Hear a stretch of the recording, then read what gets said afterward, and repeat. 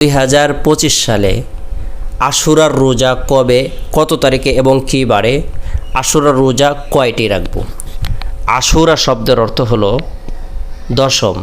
মুহররম মাসের 10 তারিখকে আশুরার দিন বলা হয়ে থাকে, আশুরা বলা হয়ে থাকে। আশুরার দিন বাৎসরিক উত্তম দিনসমূহের মধ্যে অন্যতম একটি দিন। আশুরার দিনের তাৎপর্য, আশুরার দিনের মাহাত্ম্য, আশুরার দিনের ফজিলত অনেক বেশি। এদিন আল্লাহ তাআলা বিভিন্ন নবী রাসূলদেরকে সম্মানিত করেছেন, বিশেষ মর্যাদা প্রদান করেছেন। আল্লাহ তাআলা আসমান জমিন সৃষ্টি করেছেন, পাহাড় পর্বত সৃষ্টি করেছেন, লৌহ কলম সৃষ্টি করেছেন আশুরার দিনে। হযরত আদম আলাইহিস সালামের তওবা কবুল করেছেন আশুরার দিন। হযরত নূহ আলাইহিস সালামের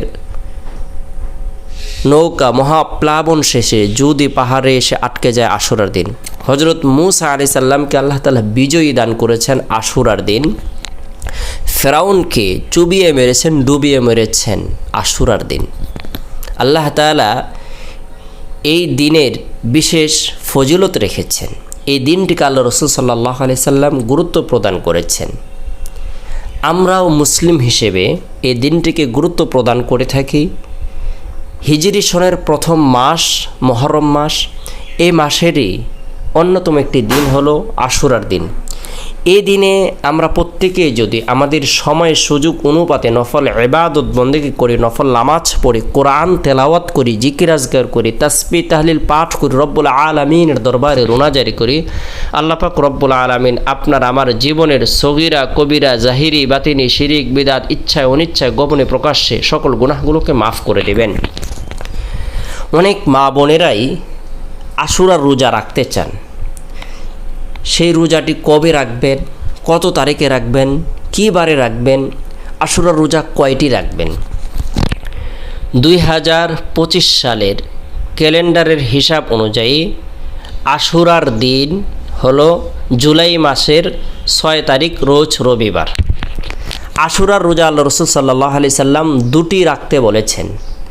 আল্লাহ রাসূল সাল্লাল্লাহু আলাইহি সাল্লাম বলেছেন, তোমরা 10 মুহররম আশুরার দিন নফল রোজা রাখো এবং ইহুদিদের বিরুদ্ধাচরণ করো। ইহুদিরা শুধুমাত্র একটি রোজা রাখে, তোমরা তাদের বিপরীত করে দুটি রোজা রাখো। 9 মুহররম এবং 10 মুহররম মিলে তোমরা আশুরা রোজা দুটি রাখো, অথবা 10 মুহররম এবং 11 মুহররম মিলে তোমরা আশুরা রোজা দুটি রাখো। তাহলে জুলাই মাসের 6 তারিখ এবং 7 তারিখ আমরা রোজা রাখতে পারি, অথবা 5 তারিখ এবং 6 তারিখ দুটি রোজা আমরা আশুরার রাখব। আর আশুরার রোজা যে ব্যক্তি রাখবে, আল্লাহ তাআলা তার পূর্ববর্তী এবং পরবর্তী বছরের গুনাহকে মাফ করে দিবেন। আল্লাহ পাক রব্বুল আলামিন তার পদমর্যাদাকে বৃদ্ধি করে দিবেন। আল্লাহ তাআলা তার দোয়াকে কবুল করবেন। নবী রাসূলদেরকে যেভাবে সম্মানিত করেছেন, আল্লাহ তাআলা এই ইবাদতের বরকতে তাদেরকেও সম্মানিত করবেন, তাদের বিশেষ মর্যাদা প্রদান করবেন। আল্লাহ তাআলা আমাদের সকলকে আশুরার রোজা রাখার এবং মুহররম মাসটিকে গুরুত্ব প্রদান করার, হিজরি সন হিসেবে মুহররম মাসের তাৎপর্য বোঝার, আমল করার তৌফিক দান করুক। সকলে ভালো থাকুন, সুস্থ থাকুন, সকলে সুস্বাস্থ্য কামনা করে শেষ করছি। আসসালামু আলাইকুম ওয়া রাহমাতুল্লাহ।